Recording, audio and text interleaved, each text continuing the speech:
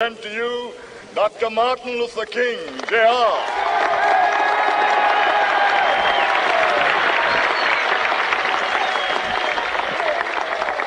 I am happy to join with you today in what will go down in history as the greatest demonstration for freedom in the history of our nation.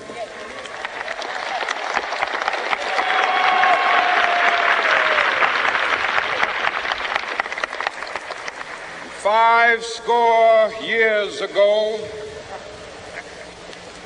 a great American in whose symbolic shadow we stand today signed the Emancipation Proclamation. This momentous decree came as a great beacon light of hope to millions of Negro slaves who had been seared in the flames of withering injustice. It came as a joyous daybreak to end the long night of their captivity. But 100 years later, the Negro still is not free. 100 years later, the life of the Negro is still sadly crippled by the manacles of segregation and the chains of discrimination. 100 years later, the Negro lives on a lonely island of poverty. I have a dream that one day this nation will rise up and live out the true meaning of its creed. We hold these truths to be self-evident, that all men are created equal.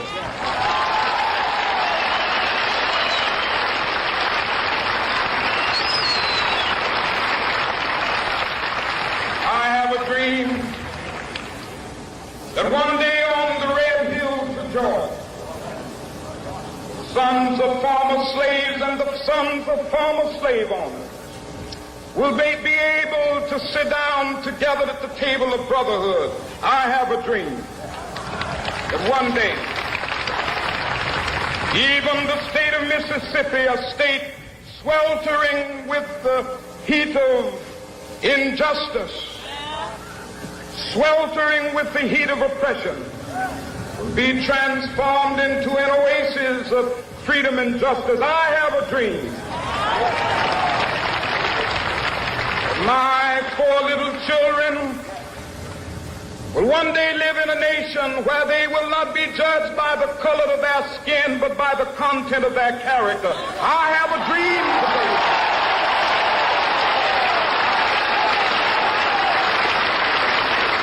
I have a dream that one day, down in Alabama with its vicious racists, with its governor having his lips dripping with the words of interposition and nullification. One day right there in Alabama, little black boys and black girls will be able to join hands with little white boys and white girls as sisters and brothers. I have a dream today.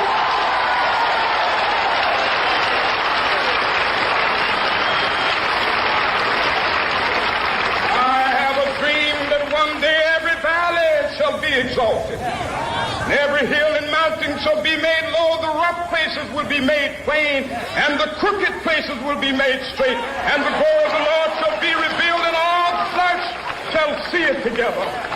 This is our hope. This is the faith that I go back to the South with. With this faith, we will be able to hew out of the mountain of despair a stone of hope. With this faith, we will be able to transform the jangling discords of our nation into a beautiful symphony of brotherhood. With this faith, we will be able to work together, to pray together, to struggle together, to go to jail together, to stand up for freedom together, knowing that we will be free one day.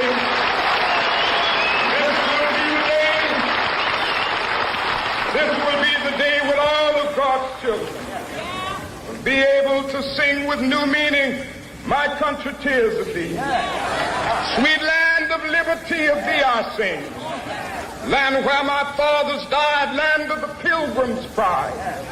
From every mountainside, let freedom ring. And if America is to be a great nation, this must become true. And so let freedom ring.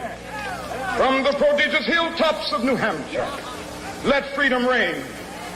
From the mighty mountains of New York, let freedom ring. From the heightening Alleghenies of Pennsylvania, let freedom ring. From the snow-capped Rockies of Colorado, let freedom ring. From the curvaceous slopes of California. But not only that, let freedom ring from Stone Mountain of Georgia. Let freedom ring from Lookout Mountain of Tennessee. Let freedom ring from every hill and molehill of Mississippi, from every mountainside. Let freedom ring in Whitney Capital. When we allow freedom ring, when we let it ring from every village and every hamlet, from every state and every city, we will be able to speed up that day when all of God's children, black men and white men, Jews and Gentiles, Protestants and Catholics, will be able to join hands and sing in the words of the old Negro spiritual, free at last, free at last, thank God Almighty, we are free at last.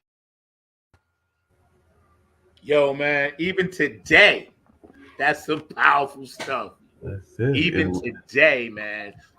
Your thoughts, bro? I mean, it resonates, like you said, even today. I mean, even if you think about what's going on in Israel and you think about what's going on just around the world in Ukraine and Poland, and what he was talking about is very much relevant, even to like he said, this particular day and everything. And some of the things that he wanted, I don't know that we're quite there. We're on our way there, but you still got people that are upset when they see African Americans and European Americans working together or dating or doing other things together and everything. But you know, he was definitely talking about a day when folks could work together and be proud together and all along those lines. But I don't see that we are seeing enough of that. And even some of the divisions that he was talking about, even when he mentioned the Catholics and the Protestants, the Gentiles and the Jews, and a number of other things, those are divisions that we're even seeing in the year 2024. So definitely it is still resonating so much with so many people, and it is definitely a message that needs to be heard and definitely encouraged. But you got people that are wanting us to quote unquote make America great again, which is, as my friend Jim Heath says, that really means, and he's a European Americans that make America white again and everything, because that's really what they're talking about, is trying to roll back the times and not have us move forward. You know, we got to be moving in a positive and forward direction, not in a backwards direction. But you got some folks that are in control that would love to have us to go back to the 1950s, even before Dr. King was around and everything. And I think that there's enough like-minded people, and as you like to tell me, I'm one of those folks, light warriors, that will not allow that to happen and all in that space. But that's just what I'm thinking, that we got to have more of this kind of positive conversation and positivity that can make a positive change in the world and not have it go in a regressive manner. I agree. I think because this is it's almost like, now that, you know, we're working together, you see more people in this country. What's up, Kev? You see more people in this country now willing to work together, because the smart people, and I don't mean dumb people or educated people or nothing like that. I'm just saying the smart people know the best bet is to bet on each other. Mm-hmm. Like, I can't be mad or hold grudges or be pissed off about some stuff that I basically had no control over. Right. So that only clouds my thought process to be successful, you know, and the goal in any business, whatever you're doing, music, sports, whatever, art, whatever you're doing, politics, whatever, is to try to be as successful as you can, so you can then take that success and that gift and give it back. You know, one of the best books I read, Eleanor Bonner, she said a quote, the purpose of life is to find your gift. The meaning of life is to give it back. You know what I'm saying? Dolores Cannon speaks about that a lot. Of course, you know, Jesus spoke about that a lot, to give back. You know, all of the great teachers and leaders, be they prophets, be they musicians, be they artists in their artwork, it was all about the give back. You know, when Da Vinci was painting the Sistine Chapel, he really was doing it for the times, but he knew it was going to stand the test of time. It was about the give back, you know. All the great, you know, writers and poets, and look at Maya Angelou. I read her stuff at least twice a month. I go back and catch quotes from her, you know, watch video clips of her. She was one of the greatest inspirational teachers this world has ever had, you know. And again, I don't know what's going on with the books in the library. I don't follow all of that. But you know what? Certain things are worth fighting for, and certain things are worth, you know, preserving. And I just think that books and libraries are one of them. That's just my personal opinion about it. Because, I mean, when you go to the library, it's quiet. You can focus. You can read. You can get your thoughts down. You know, everything doesn't always have to come through the phone. You know, we use our laptops and our phones and our tablets and all of that stuff. Yeah, we need all of that. It's a tool. Don't forget that. Don't misuse the tool. Prince said, don't let the computer lay on you. I just watched a Prince interview the other day. I watch a Prince interview at least once a week. That brother was profound, man, and still is. And he said, man, use the computer. Don't let the computer use you. And this was way before social media had actually blew up. He warned us. He also taught us that ownership, own your music, put it on your own site, clothing, apparel, what have you. Buy your own, make people come to you to buy your stuff. Don't just let anybody willy-nilly be out there doing it, man. Hey, let me ask you something. Yeah. Your thoughts, really quick, while we're waiting on my guy, Mr. Michael Salter, and I see he's on his way in somewhere.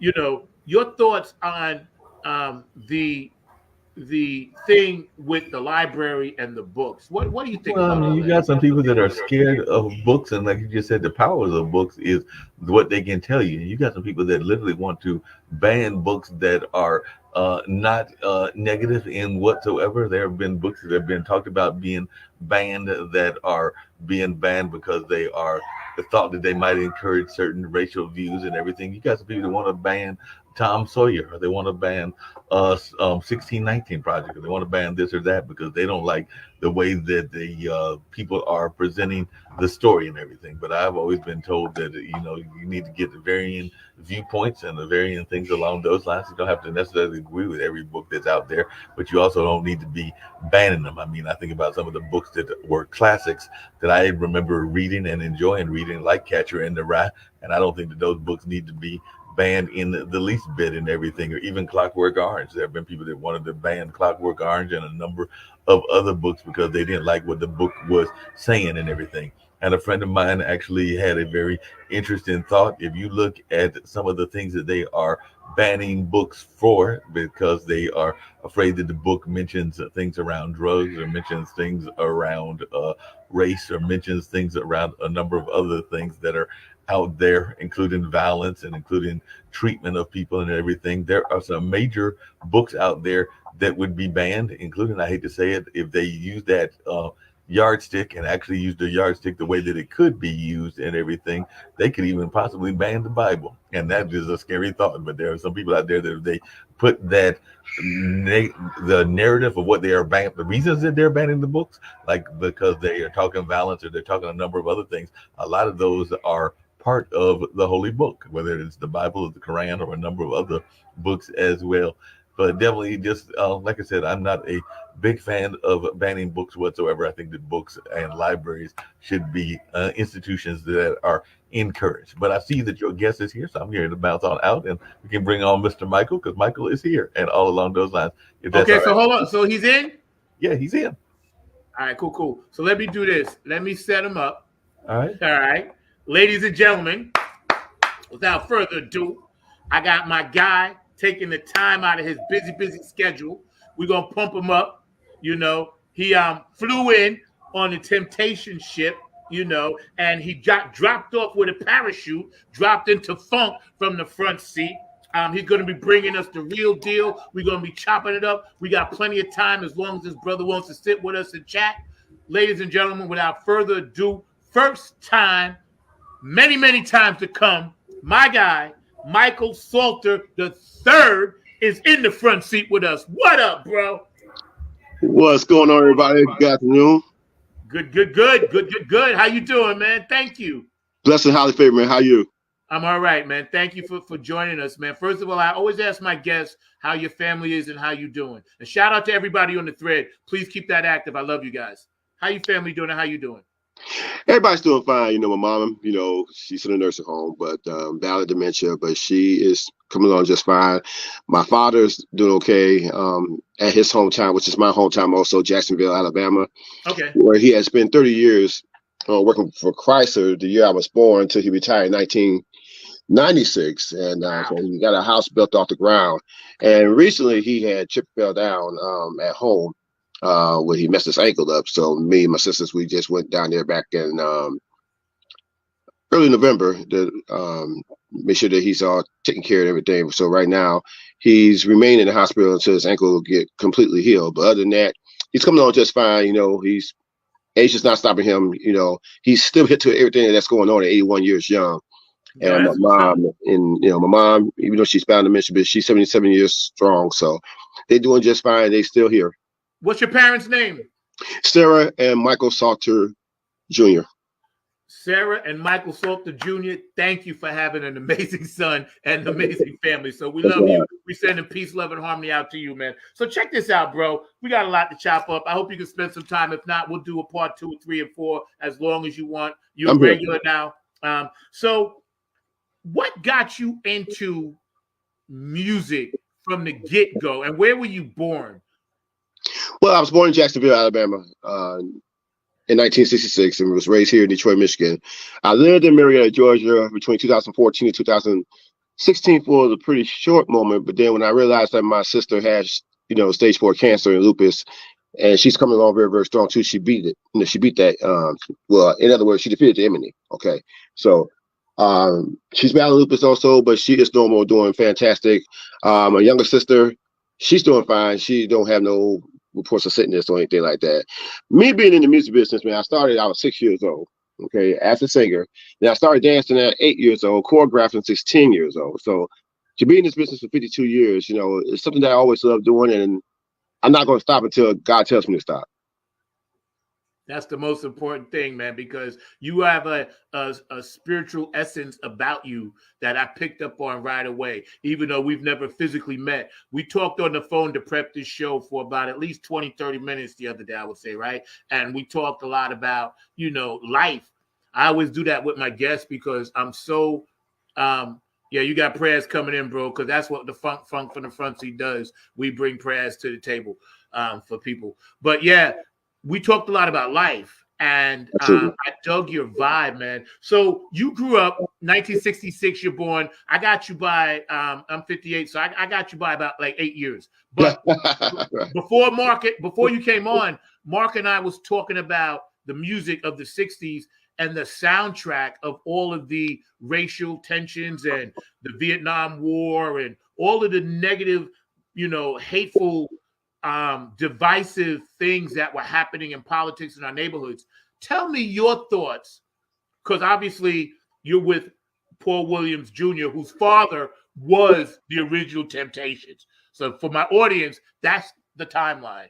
Tell me your thoughts on about what you was listening to and how it affected you and how it made you want to do what you do. That's a pretty good question. Going back to certain songs, which, in other words, revolutionary songs that came out at the time being, you look at Paul Williams when the legendary Paul Williams Sr., and the rest of the guys when they were singing Ball of Confusion. Okay, I could relate to that. I could relate to Edwin Starr singing War. I could relate to Timmy Thomas singing Why Can't We Live Together? Okay, those type of songs really had inspired me, and especially the Edwin Hawkins singer's "Oh Happy Day." Oh So, God, yes. uh, so my parents, it was my mom, and it was my grandmother, and God rest her soul. Um, it was those kind of songs that had me encouraged, you know. Um, and the best thing, my grandma, her favorite scripture, she always would say, "The Lord is my shepherd; I shall not want." She would share that, and ever since, she said that it had me reading the Bible when I was 6 years old, and so Amen. my faith in God has never had stopped. Yeah. But when you listen to those songs, and I mean, let's even go back to 1971. I believe that was the year when John Lennon even said "Imagine."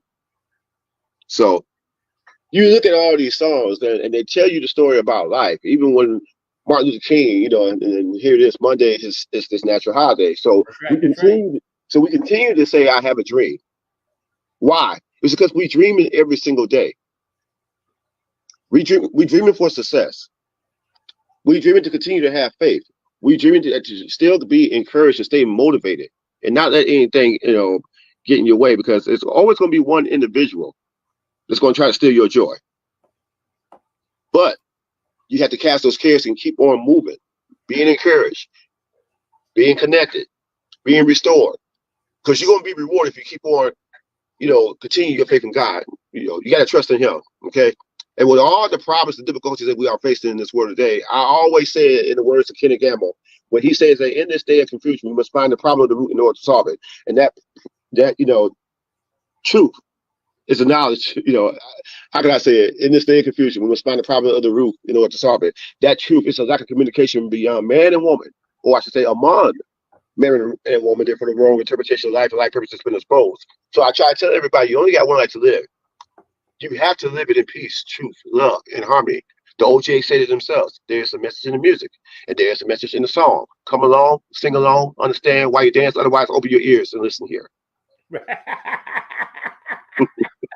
Yo, preacher, bro. Yo, I'm digging it, because I knew, that's what I was telling you all week. I knew this was going to be a fire show, because we all are on, a lot of my listeners, it doesn't matter if they believe, agnostic, none of that stuff matters. What matters is the love that we all have for humanity.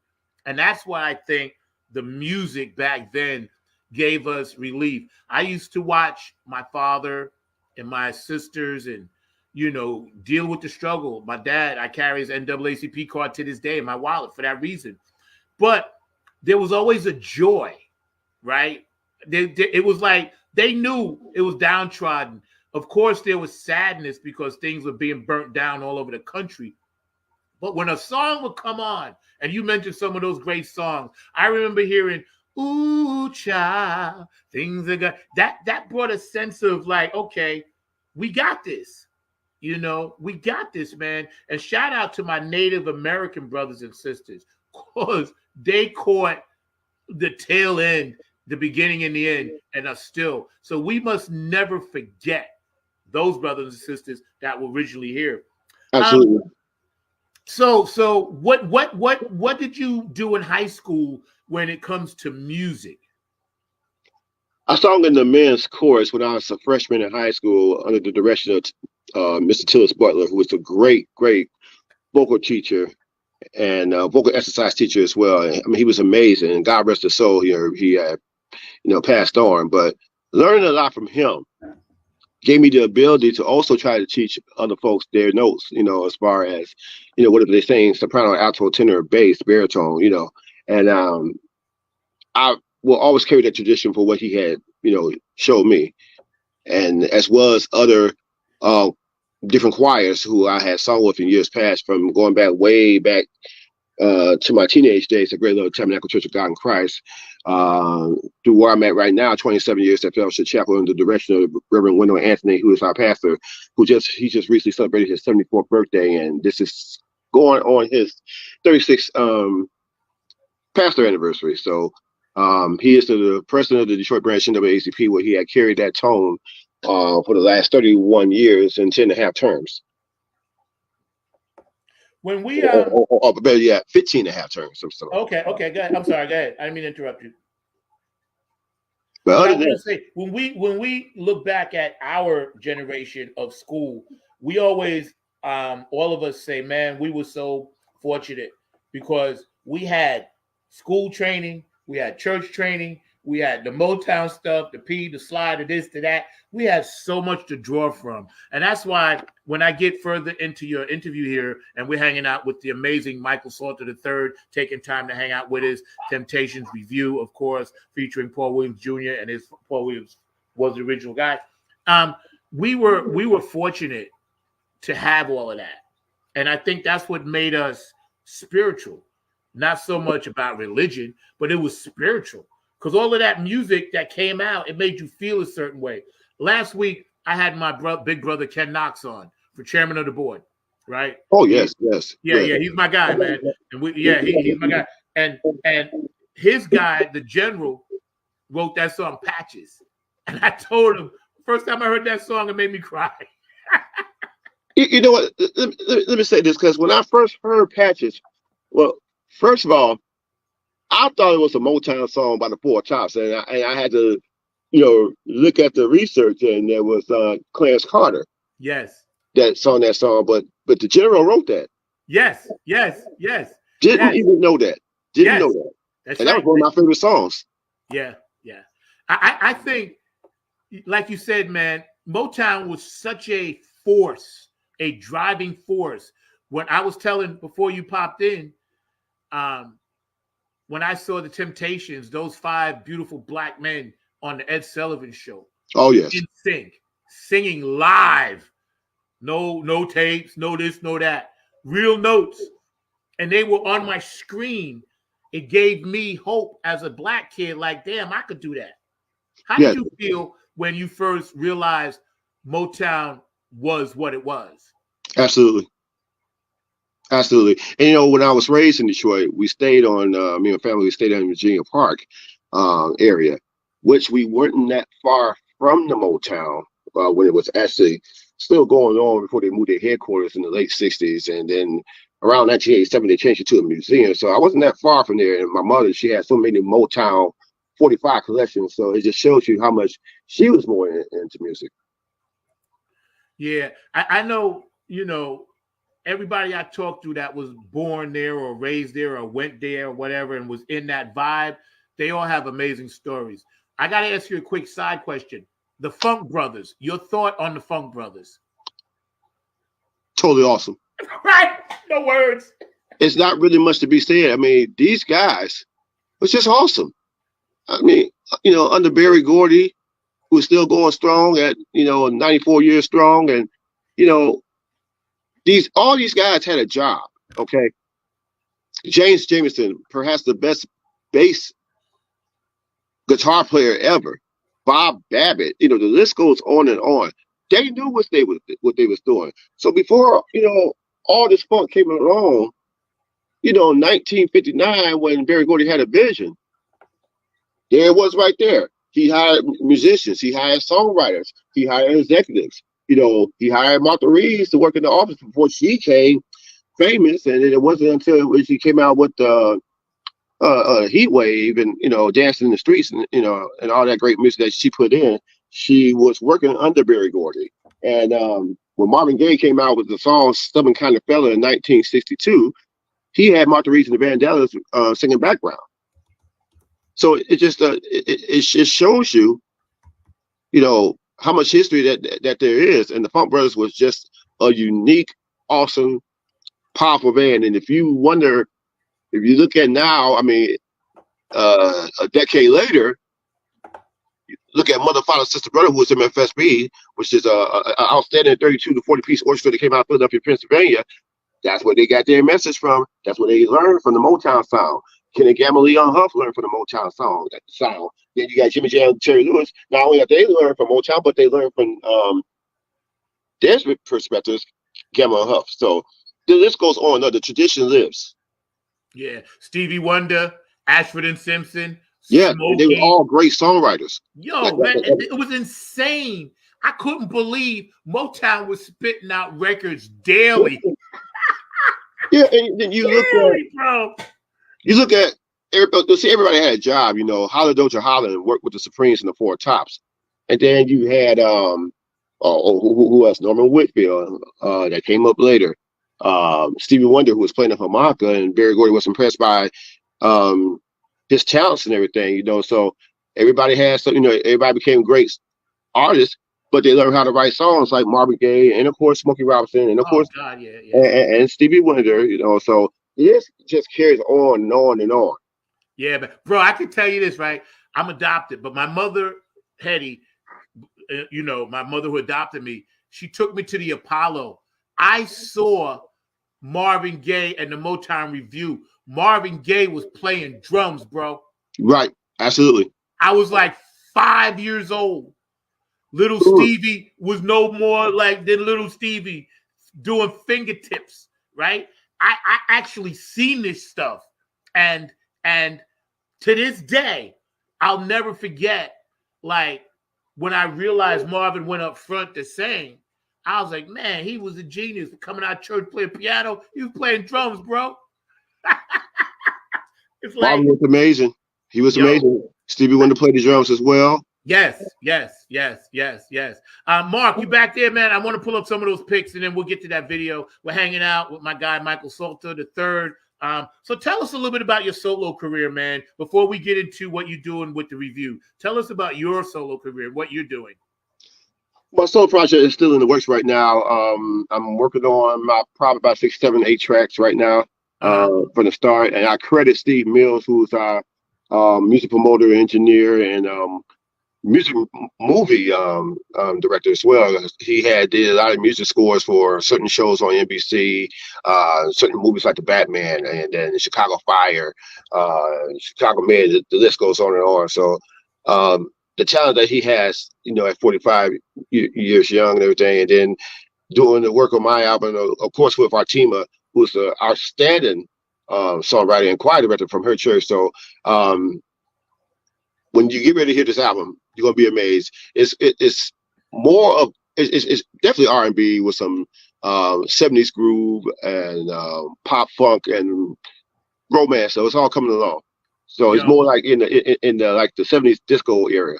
Yo, let me tell you something. People try to always categorize music. And me and my guy Kevin and Dr. We talk about this all the time. There ain't no category. It's just music, right? And I can't. I don't really fuss at people about this. It doesn't bother me. But internally, I always wondered why people always want to put labels on things, because Prince and Jimi Hendrix and Sly and the Motown and this and that and P-Funk and Bootsy, all the music, Chaka Khan, all the girls, Earth, Wind and Fire. It's just music. It's music. And the eras change, the sounds change, the styles change, but the vibration stays. And that's why, how do you feel about when we talk about music being a spiritual vibration and the only language we all speak? That's not a problem. Kenny Gamble and Leon Huff have a phrase about music. Their form of music, when they say music, is M, music, I, understanding, S, spiritual, I, let me get this right. M, music, U, understanding, S, spiritually, I, information, C, clearly. So that's music, understanding, spiritual, information, clearly. Leon Huff even said the same thing. You won't feel the move unless you feel the groove. That you have to understand. Everybody should understand. Everybody had a message, okay? I don't know if you remember when Rufus Chaka Khan did his 1978 classic called At Your Best. Yes. Unbelievable. Maurice White, Earth, Wind and Fire, That's the Way of the World. A year later, Maurice White, and it almost made me broke down. At 10 years old, I heard a song that Maurice White did called Burning Bush. It came from the Spirit. Yes. So you actually know what I'm talking about. And then the OJs. Every OJ's album that they had in the 70s I love, but the one that inspired me most is the Survival album. I guess you know that. Survival, yes. Yes. Yep. And I think that's the best, if I had to say one of the most romantic songs the OJ's made, there have been so many, but Let Me Make Love to You was the one that got me. And then the other song on there, on that album, 1975 Survival, was How Time Flies. That is my favorite, more than likely OJ song of all time. Now I love them all, but How Time Flies, it took me back when I was 9 years old. My uncles did nothing but listen to the OJs. It wasn't anything else that they didn't want to listen to but the OJs. Yo, let me tell you something, right? See, now here's the thing. Within the community battle of music, those groups used to battle on the record. You could tell if the Four Tops came out with something, the Temps was gonna be like, "Yo, I'm coming with this." Absolutely. And then the OJs would be like, "No, hold up. It's only three of us, but we can grind." My thing was when they came out with For the Love of Money, and Anthony, the bass player, had wrote that for them. Yes, Anthony Jackson. And when I heard that, we all heard that. I think it was 1972, 73, bro. 73. For the Love of Money. And we was like, what? Yeah. Is that possible? You know what I'm saying? Yes. That came out the Ship Ahoy album in 1973, but they made it here in 1974. Yes. Oh, this is such a great interview, bro. Yes, You're making me so happy. My audience, I'm sure, is digging it, man. We hanging out with Michael Salter. We're gonna run a few of these picks, man, before we run that video for you, man. Okay. And this is the current group, correct? Yes, it is. Okay, going from my screen left to right, who is who? The group consists of, on the left-hand side, that is W.T. Williams, who just celebrated his 65th birthday on January 1st, New Year's Day. Wow. Next is Terry Horn, who is like by the way, W.T. is the bass singer. Terry Horn is the second tenor of the group and lead tenor as well. Then you got Paul Williams Jr., who is in the middle. He is the son of the legendary Paul Williams Sr., and if you look at his face, you can tell that he looks just like his daddy. Just like him. And sounds just like his father as well. He's a baritone, and he's versatile like me. We'll go anywhere as far as first tenor, second tenor, high pitched octave voices, bass, baritone. That's what we do. I'm tenor in this group as well as baritone, so I'm floating around different aspects. And then you got Sturgis Morton, the tall guy on the right. He's the falsetto first tenor. Okay. Before we move on to the next one, Mark, hold this picture for a second. I got to ask you, who's the backup band? Who's your backup? Who's the band? We working on a band right now. The band that we have right now is performing overseas and everything, and they are working with other groups right now, but they are also with us. So right now we're using tracks right now. So once all that track stuff is over, they're gonna be back with us. Hey, that's the way to do it, man. And shout out to everybody to just remember you can do both. It's perfectly okay. Absolutely. You gotta mix the new school with the pro school, the old school with the good shit, track it, not track it. It's all about the message in the music, man. All right, Mark, go to the next one, please, sir. Thank you, sir. You're on it. You get breakfast today. Yeah, I gotta feed him. You can't feed him before the show. He's somewhere else. I'm in Raleigh. He's in Durham. But I always stop by and make sure I feed him. So when he does well, he gets fed. But when he does badly, he don't get no food. That's all right.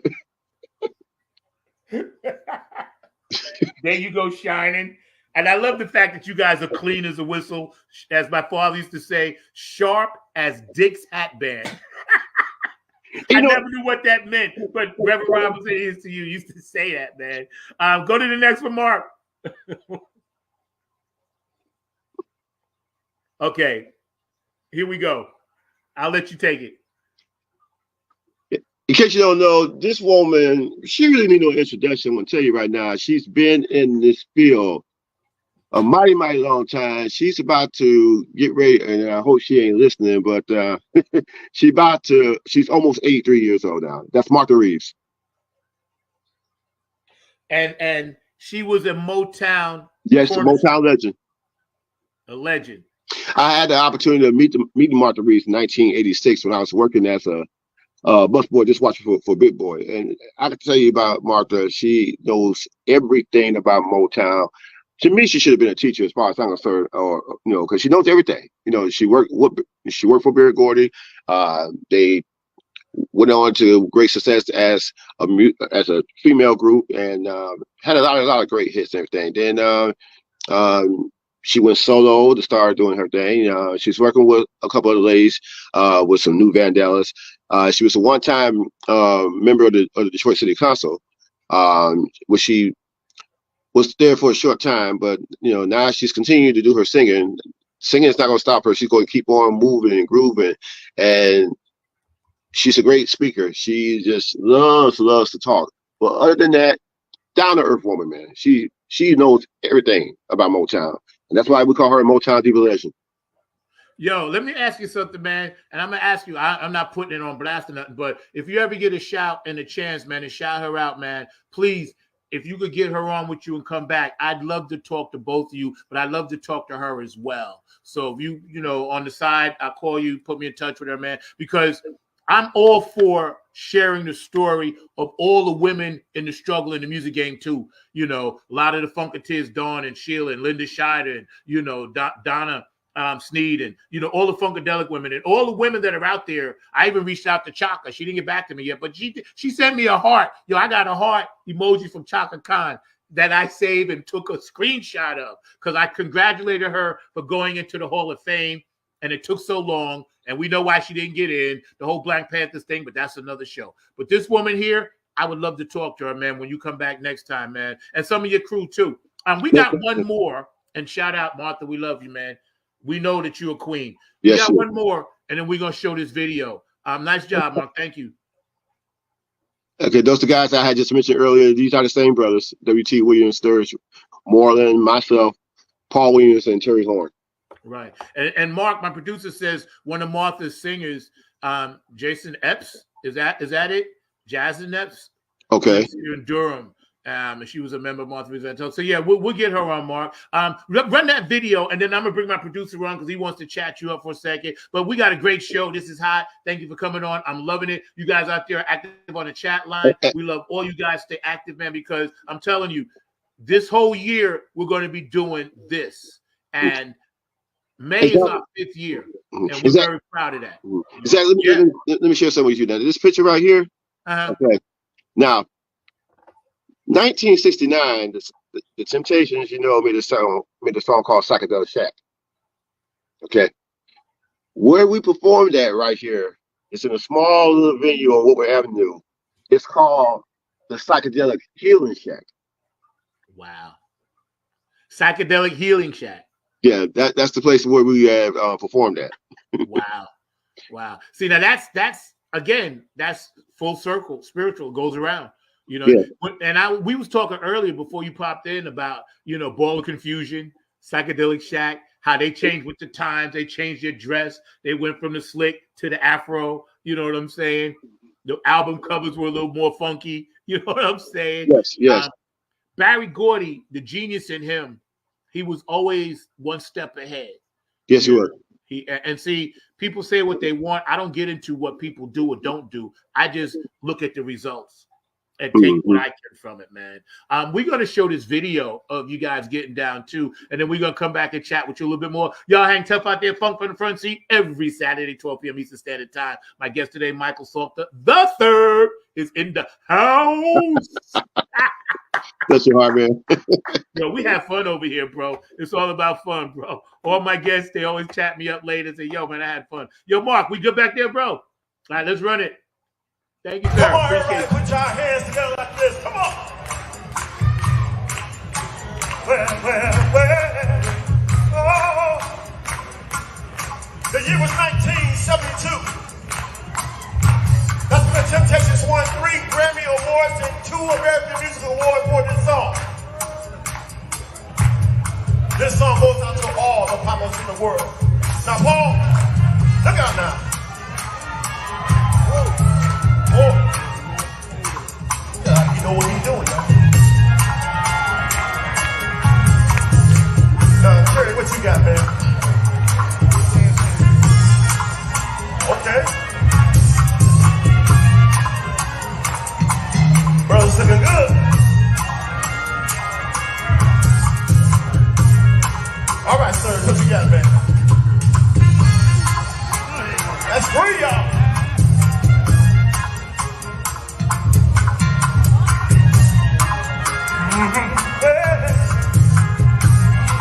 Show what you got, man. Well. Well.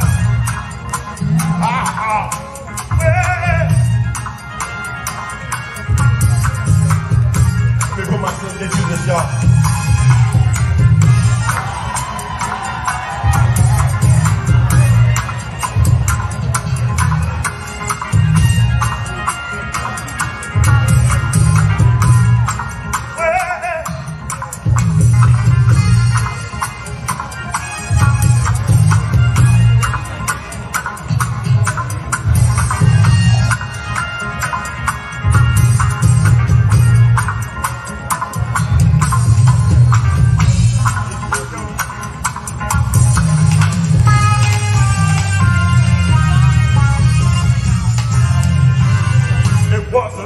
September, the day I always remember. Yes, I will. 'Cause that was the day that my daddy died. I never got a chance to see him. There was no nothing but bad things about him. Mama, I depended on you to tell me the truth.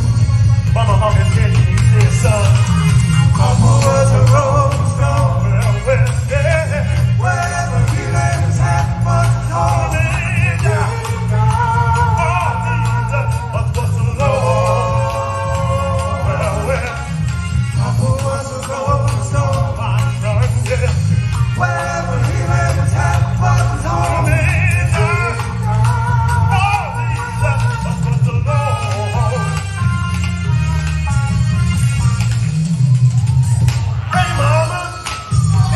What they say that Papa never worked a day in his life. Some bad talk going around town saying Papa had 3 hours time too. And I know the why. That is right. Heard my Papa doing some storefront preaching.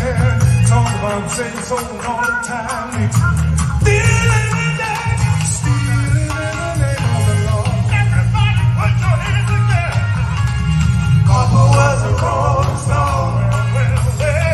Wherever he laid his hat was home.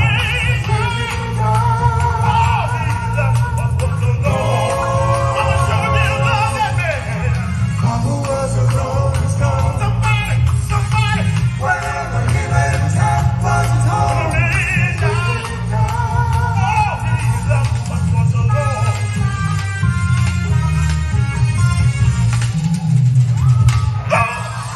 Let's get a song back on.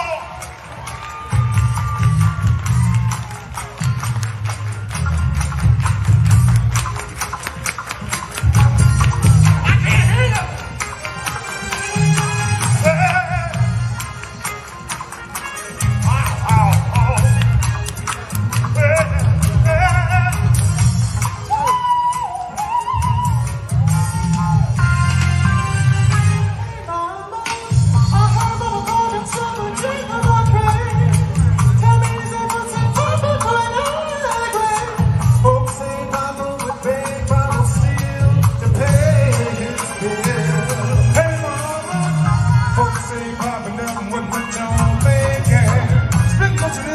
Chasing women and drinking.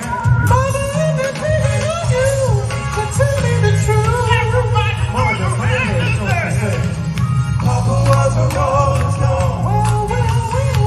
Wherever he laid his hat was home. Oh, that's what the Lord, my daddy Papa was a rolling stone. Wherever he laid his hat was home.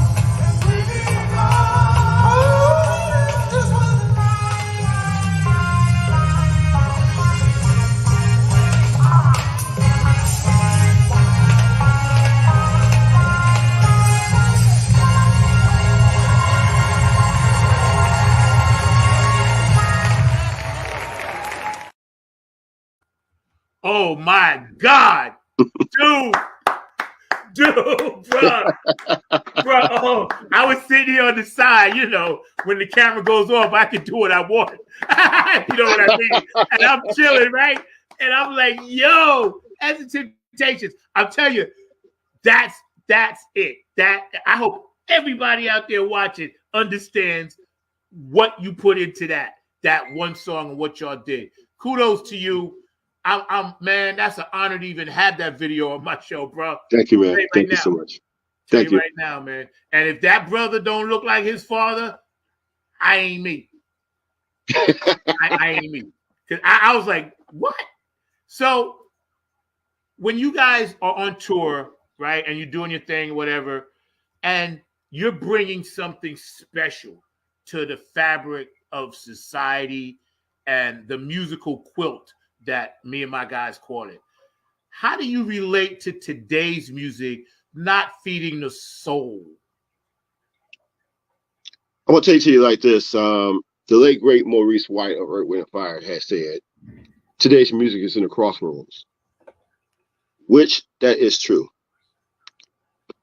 The younger generation, I don't take anything for what they're doing right now, more power to them. They sing about songs that goes in what's going on in their society. Me, Terry, Paul, Sturge, and WT, we sing about love. We sing about life. We sing about the real issues that's going on in our world, past, present, and of course, what's going to happen in the future. Okay? So, singing real lyrics is what makes a difference. Yeah. We're not out here talking about money, power, what this young generation is doing. Everybody going to make money.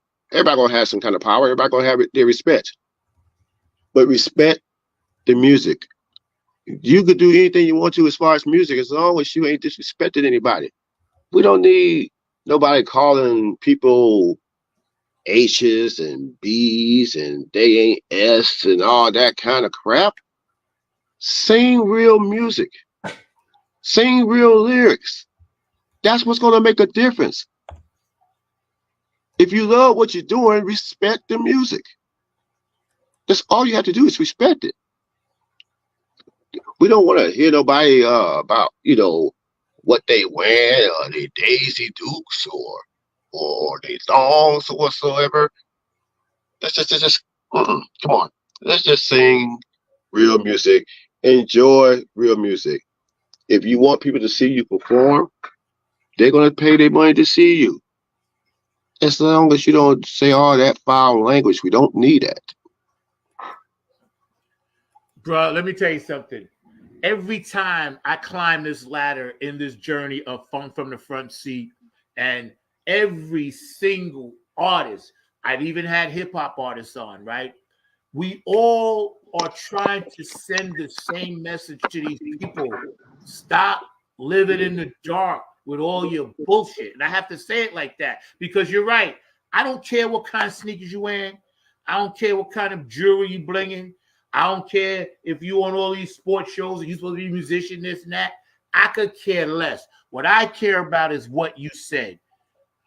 Ain't no woman like the one I got. Or, you know what I'm saying? That's the way of the world. Or Temptations, Ball of Confusion. People moving out, people moving. See, that's feeding the brain. And when you feed the brain, you feed the third eye. And when you feed the third eye, you feed the spirit.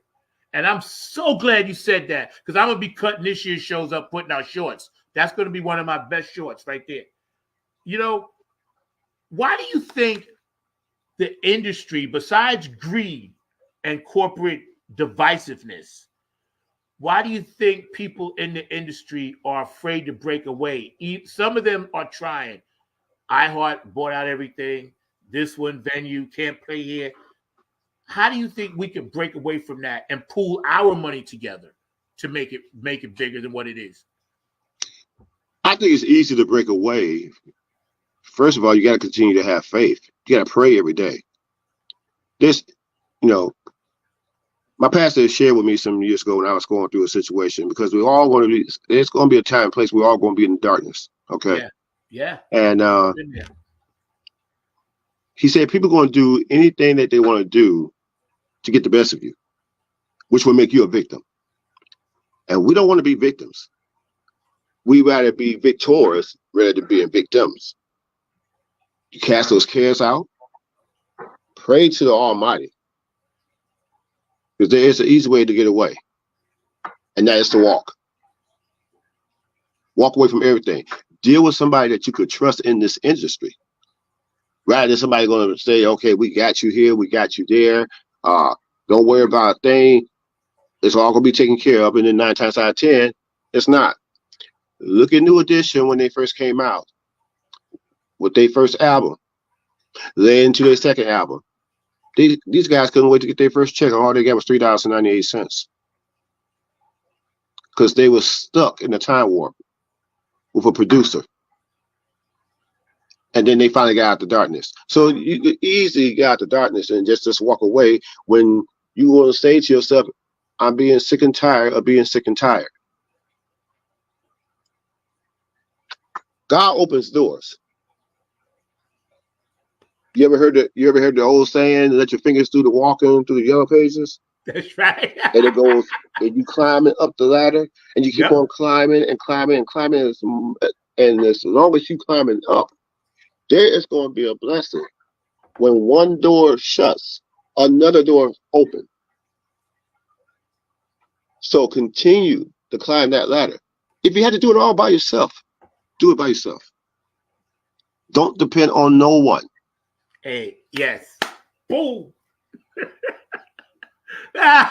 Yo, I gotta hit you, man, because you lighten up the thread. First of all, well said, Dr. Brookenstein, my guys up in Philly D. But first of all, a big shout out to my other crew. I ain't gonna forget you guys, man. James Vickers, Vincent Steiners, Michael Patterson, and Curtis Wilcox. Of course, you know, my girl Jen Vanderput, love you, man. But you know, Dr. Brookenstein 69 said, you know, well said, Michael, you know, because these people feel what we feel. Jen Vanderput, I'm putting up her comment right now, and you know, she said so true. The expensive look is a trap. Drape your soul in splendor instead. Boom. High five to you, Jen, for that. You know, and of course, Dr. Brooks, preach, Michael, preach. Because here's the problem. And I have 2 daughters, 115, 119. We recently tried to connect again. I gave them some gifts, and they'll get back to me when they can. But I know the love is there, so I love them, Caleb. You know, ain't no worries. Dad got you, man. So, what you just said needs to be on a giant billboard poster running along Times Square daily. How do you feel about the same situations in the gospel music? I'm glad you brought that up. Have to, bro. We locked in, bro. We locked in.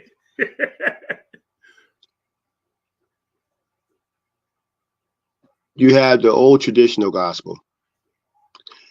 You have the secular gospel, and you got the gospel music of today.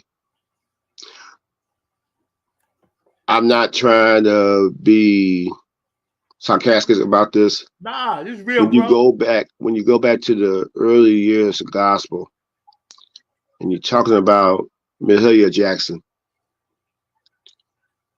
you're talking about Reverend James Cleveland, you're talking about Andre Crouch.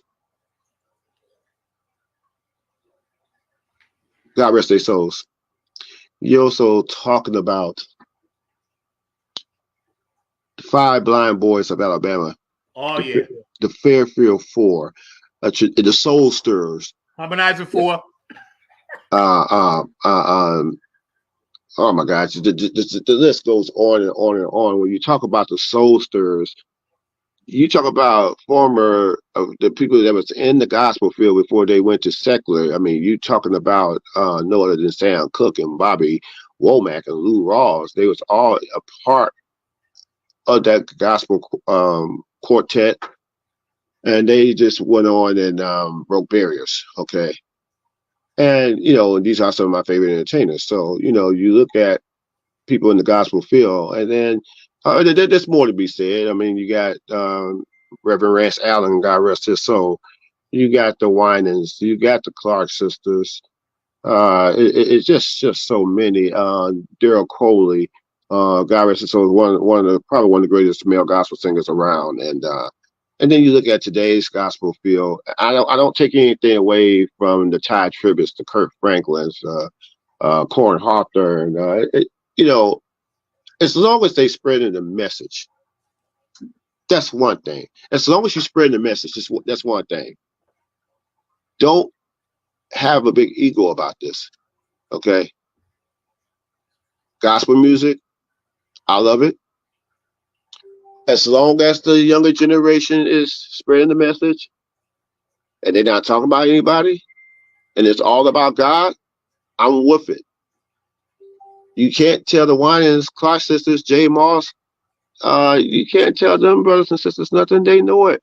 You can't tell Tamala Mann anything, and Jacqueline Carr, who I love, this young sister.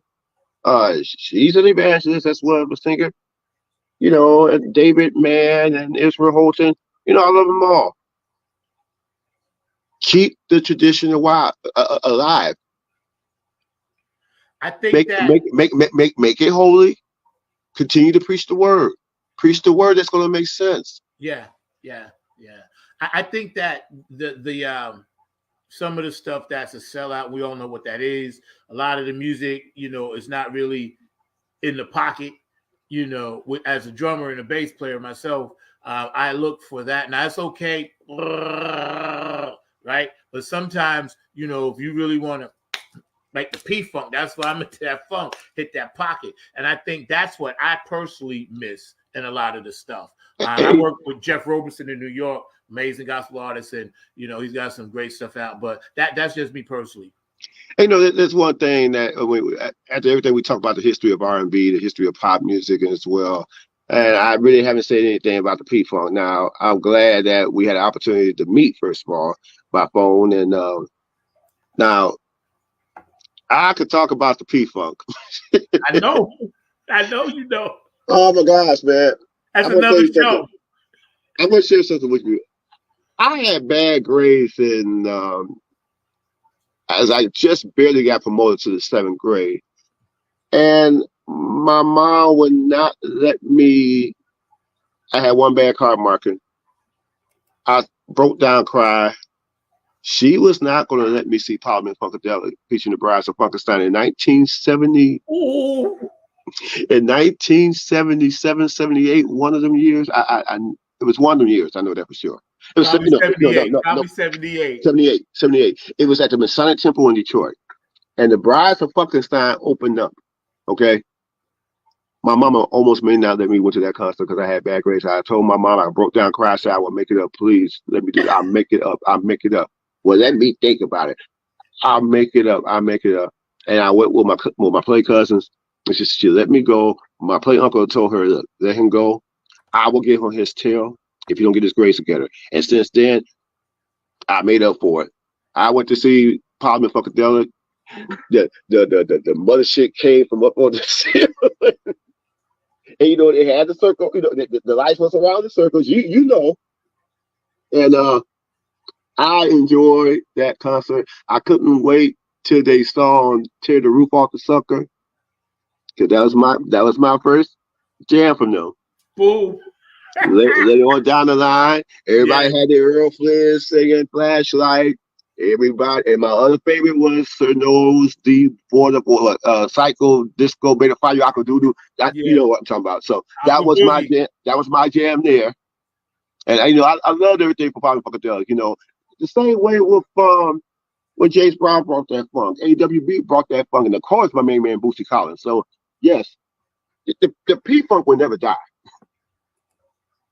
George Clinton, you know, made it happen.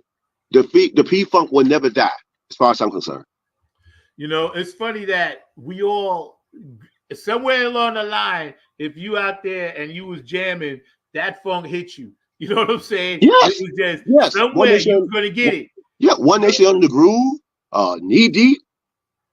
You know, they added Felipe Wynn, former of the Spinners, to sing on that track in 1979. Of course. When and you being who you are, of course, we're hanging out with the amazing, you know, Michael Salter III, man. So honored to be up and hang out with this brother, man.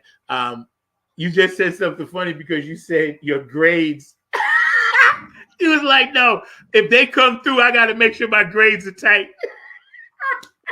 See, now that's some old school stuff right there. But that's old school right there, and your parents didn't play.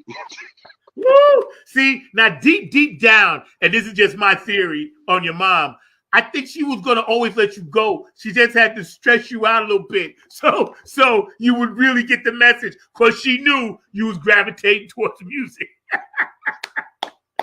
And that's what you call tough love, right there. Yeah, man. Yeah, because my father told me I couldn't play Little League football or get bands and none of that. I had to have like at least a C or above. I could not go below that. Yeah, you know? And he made sure. He said, yo, you ain't doing none of this unless you got your dome right. You know? That is right. Yo, I'm going to bring my... Mark, you back there, bro? Or what are you doing? Stop flirting with those ladies. I see you. No flirting here because they've all left the building. The quotas have left the building. Okay, now great. Now, this is my producer, Mr. Mark Lee, Michael Salter III, for the first time on our show. Is this brother not fire? Oh, he's been on fire. I've been listening to him talking about that old school. Y'all had me thinking about those switches, which I know he knows about as well, because they have you go out and get the switch, and if you brought the small switch, you better go get a bigger switch and everything. Yeah. Oh yeah. He's from down there in the deep south around Alabama, so I know he knows about that and all along those lines. So I was definitely catching out what y'all was saying and everything, but definitely, even though I know I was raised in Detroit, and but you see me wearing the Philadelphia 76er hat because one brother, Julius Erving, who is my guy. Yo, dude, he's my favorite. Yeah. Let me tell you something. Before Jordan, before Dominique, before all these young guys, could nobody touch Julius Erving. I don't care if Julius Erving had one championship ring compared to what Jordan had 6, compared to what Magic had 5, or Kareem had 6, or Isaiah had 2. Yes, Jordan had 6. Julius Erving won a championship before he came to the NBA. So, and it shows you how much accomplishment. He was my favorite basketball player of all time. Why? Because he wore my favorite shoe, Converse. Yeah. See, here's what, and really quick, Mark, I'm going to let you get in, but I got to share this. First of all, Michael, you my main guy now because I'm a Julius Dr. J guy. I'm from Long Island. He was from Roosevelt. I saw him playing the blacktop, right? Oh, yes. Yo, I'm telling you. And see, he used to play at the Nassau Coliseum. So we used to go see him for $7. The ABA at the time, the NBA merged. They wanted the three-point line. They wanted Dr. J. They wanted David Thompson. They wanted George Gervin. They wanted Moses Malone to come to the NBA. That's why they did the merger in the first place. And then they want the Indiana Pacers to have an NBA team in the middle of the country. Dr. J should be on the Mount Rushmore. He don't get enough credit. He's up there to me on that fabulous 5 or 4. That's all I'm going to say. No, you exactly said that right. And I will agree totally 100% with you.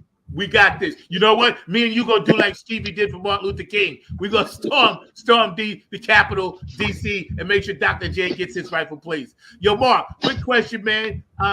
What do you think of this brother in relation to the stuff we were talking about earlier? You can ask him whatever questions you down with, bro. No, a couple of things. One, I was definitely enjoying y'all's conversation, enjoying what y'all were talking about.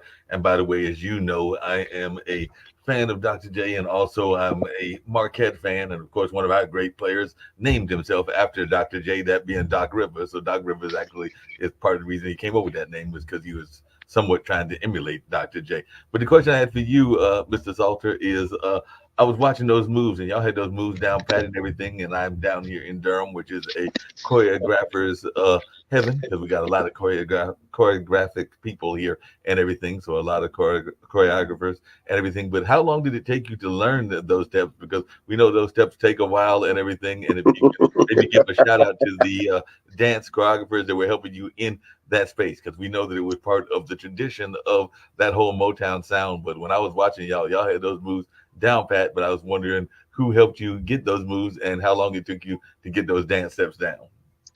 Well, since I've been, I collaborated with these guys early, and things just didn't go in a direct perspective. But when I came back for the past 2 years, all the guys helped me out as far as the routine. By me being a dancer and choreographer, they all taught me very, very well. And then I just carried, they didn't realize I pick up real quick.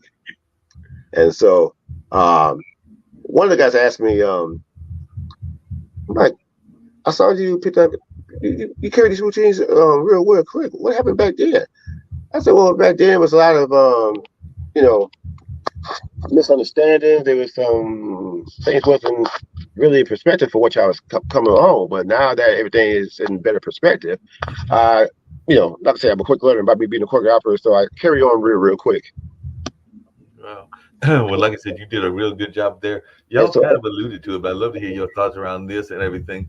What is your thoughts around the state? Because I come from a background of radio, mostly the small radio stations and not the commercial radio stations. But I'm just wondering, as one that knows how important radio was to the development of Motown, what is your thoughts around modern radio and even the modern performance venues and all along those lines? What are your thoughts around that? When I listen to radio, I grew up listening to a lot of great disc jockeys. The one that inspired me most in Detroit was the Butterball Jr. It was something about his energy that he carried through radio, because this man will, be on morning radio, and next thing you know, he'll meet and greet everybody. He'll make you laugh. He'll make you cry. He loves to talk through music, and he gave a lot of great interviews in years past, and notice that God rest his soul. He passed on over the last, might have been about 3 years now, but it was his legacy, his spirit that motivated me to DJ at times, and he was an all-around great disc jockey. Radio today, and you got so much internet radio. You got computerized radios, all different types. It's not the same as from it was in the early days of WCHB in Detroit, WJLB in Detroit, USL in Philadelphia, as well as WGAS and all other stations. Back then you had legendary DJs, to motivate you and play your favorite music. Some of these disc jockeys today, I don't take anything away from them. Some still been around for the past 40 years or so, but you look at these new DJs. Like I said, I don't take anything away from what's going on in today's radio, but I'm more into legendary radio. And you still got radio stations that are still around to this day.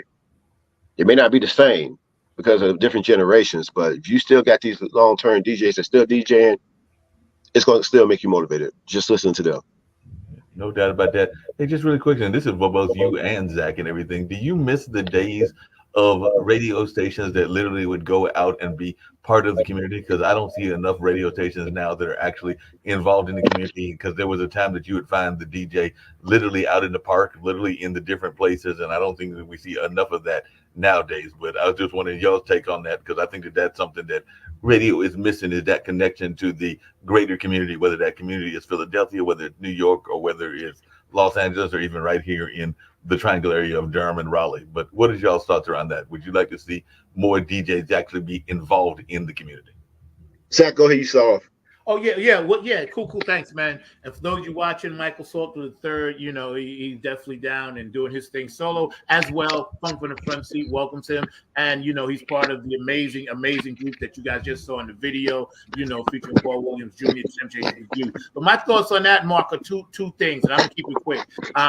Number one, I think DJs and stuff like that, the internet has kind of taken the fact that you could take music with you wherever you go now has kind of taken some of that away. And the other part is that people don't want to talk to people no more. So everybody puts on buzz, this and that and the third, right? So I think we're hearing the same thing. We're just not hearing it collectively. Right. And like you said, to your point, them being back at the community would probably solve some of that. Mm-hmm.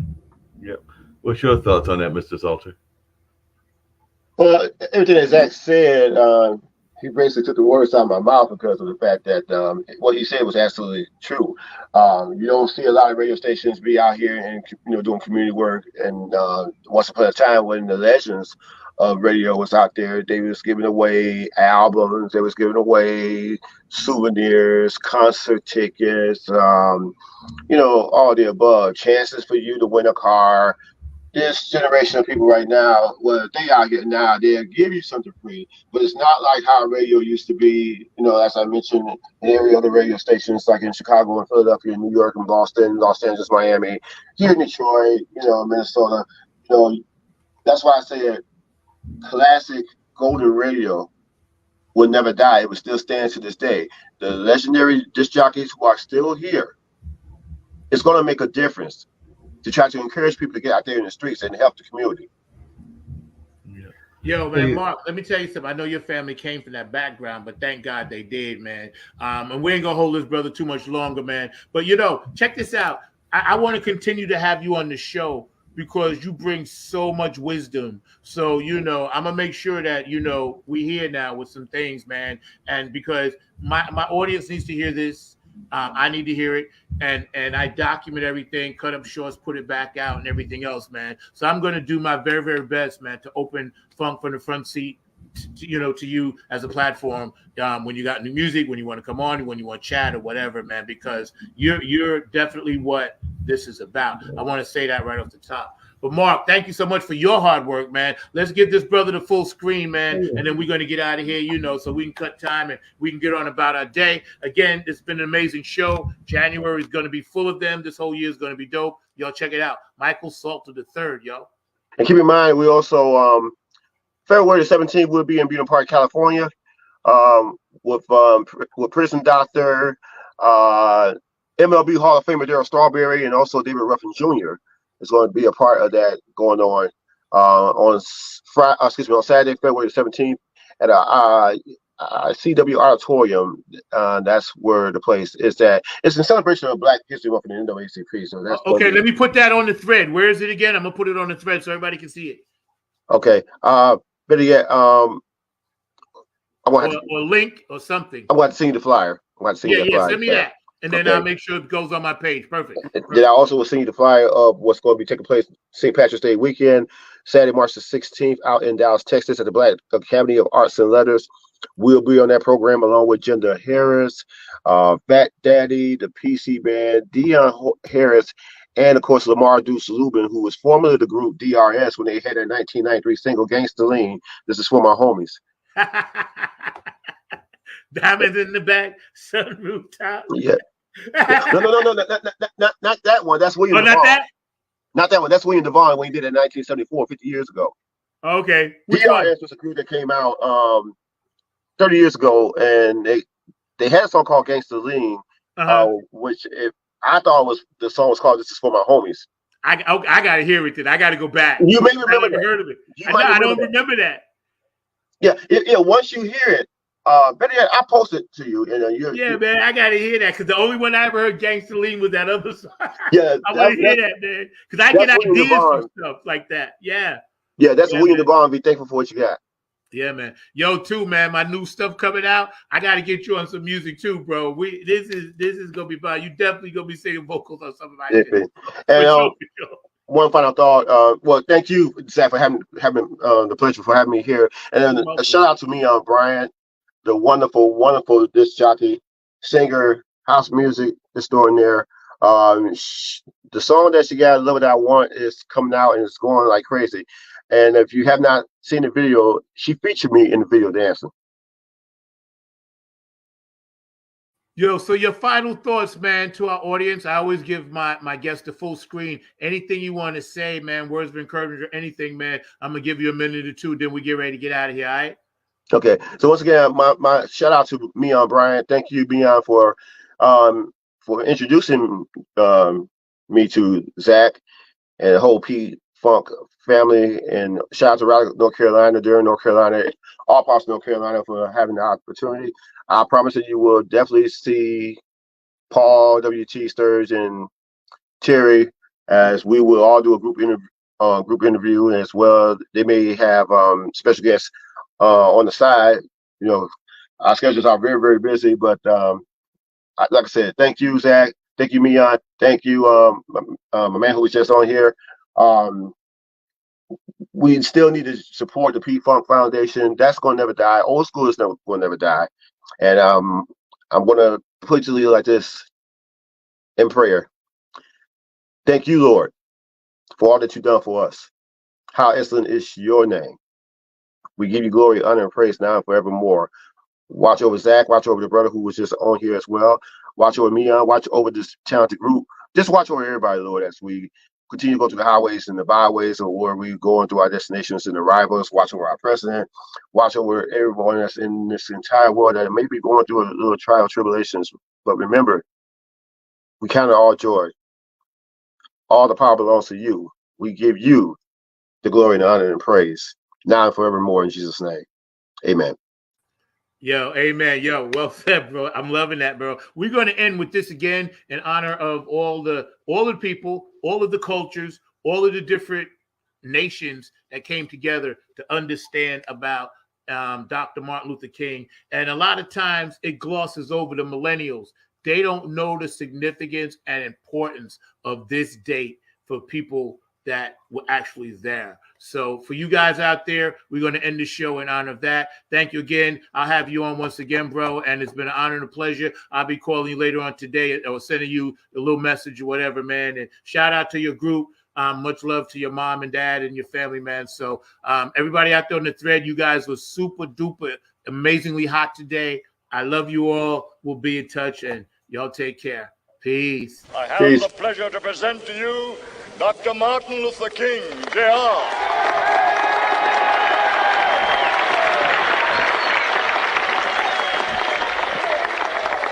I am happy to join with you today in what will go down in history as the greatest demonstration for freedom in the history of our nation.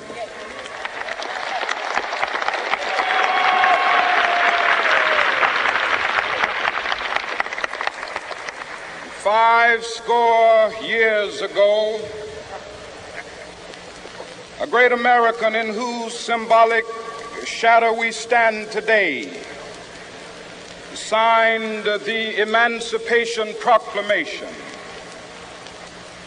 This momentous decree came as a great beacon light of hope to millions of Negro slaves who had been seared in the flames of withering injustice. It came as a joyous daybreak to end the long night of their captivity. But 100 years later, the Negro still is not free. 100 years later, the life of the Negro is still sadly crippled by the manacles of segregation and the chains of discrimination. 100 years later, the Negro lives on a lonely island of poverty. I have a dream that one day this nation will rise up and live out the true meaning of its creed. We hold these truths to be self-evident, that all men are created equal.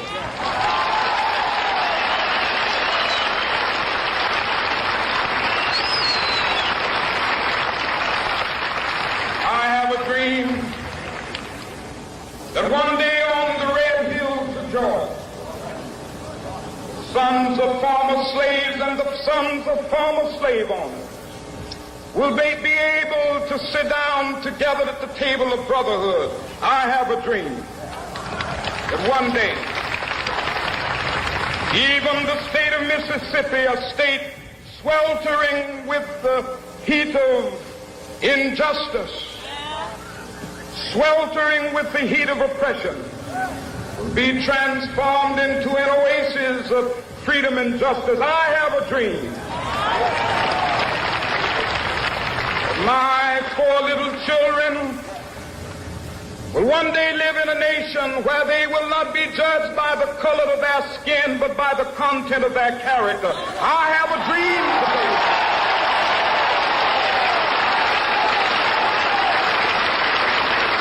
I have a dream that one day, down in Alabama with its vicious racists, with its governor having his lips dripping with the words of interposition and nullification. One day right there in Alabama, little black boys and black girls will be able to join hands with little white boys and white girls as sisters and brothers. I have a dream today.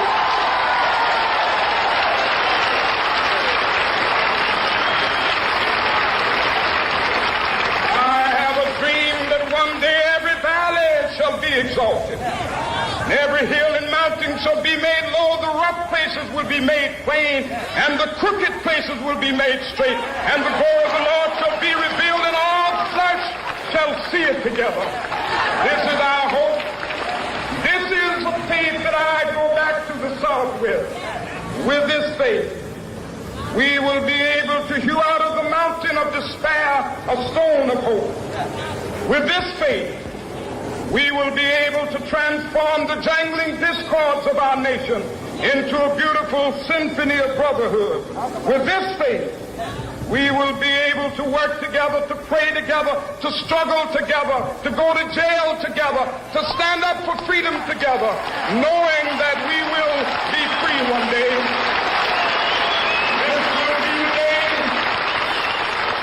This will be the day with all of God's children be able to sing with new meaning, my country, tears of thee.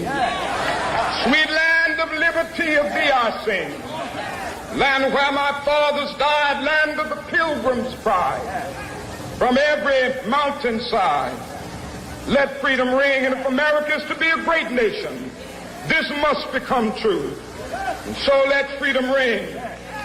From the prodigious hilltops of New Hampshire, let freedom ring. From the mighty mountains of New York, let freedom ring. From the heightening Alleghenies of Pennsylvania, let freedom ring. From the snow-capped Rockies of Colorado, let freedom ring. From the curvaceous slopes of California. But not only that, let freedom ring from Stone Mountain of Georgia. Let freedom ring from Lookout Mountain of Tennessee. Let freedom ring from every hill and molehill of Mississippi, from every mountainside. Let freedom ring, and when we capital, when we allow freedom ring, when we let it ring from every village and every hamlet, from every state and every city, we will be able to speed up that day when all of God's children, black men and white men, Jews and Gentiles, Protestants and Catholics, will be able to join hands and sing in the words of the old Negro spiritual, free at last, thank God Almighty.